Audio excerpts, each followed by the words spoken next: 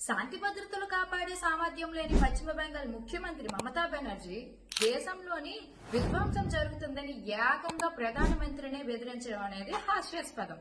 పశ్చిమ బెంగాల్లో వైద్య విద్యార్థిని దారుణ హత్య జరిగిన తర్వాత సామాన్య ప్రజలు ఆందోళన చేపడితే వారిపైన దారుణంగా పోలీసులను ప్రయోగించి లాఠీ చార్జ్ చేయించిన ముఖ్యమంత్రి మమతా బెనర్జీ ఇప్పుడు తను తలుచుకుంటే ఢిల్లీ, అస్సాం, త్రిపుర, ఒరిస్సా, ఉత్తరప్రదేశ్, గుజరాత్ లాంటి మిగతా రాష్ట్రాల్లో కూడా విధ్వంస ఆందోళనలు జరుగుతాయని ప్రధానమంత్రిని బహిరంగంగా హెచ్చరించడం ఆమె మానసిక స్థితికి పరాకాష్ట.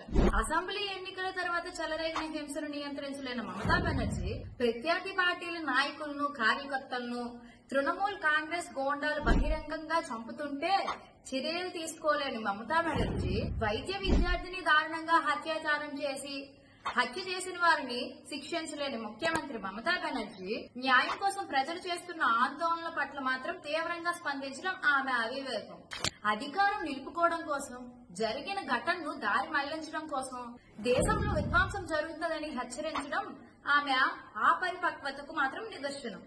ముఖ్యమంత్రి స్థాయిలో ఉండి బాధ్యతగా వ్యవహరించకుండా అనునిత్యం చిల్లర రాజకీయాలతో ప్రజల మధ్య విద్వేషం సృష్టించి ఒక వర్గం ఓట్లు సంతృప్తి పరిచి అధికారం కొనసాగించుకోవాలని చూడటం దౌర్భాగ్యం. మమతా బెనర్జీ లాంటి స్వదేశీ శక్తులు, ఎంతో మంది విదేశీ శక్తులు మన నరేంద్ర మోడీ పాలనలో దేశంలో అలజడులు సృష్టించాలని ప్రయత్నాలు చేసినప్పటికీ బలమైన మోడీ లాంటి నాయకుడు ముందు వారి యొక్క కుప్పుగెంతులు అనేవి పనిచేయవు.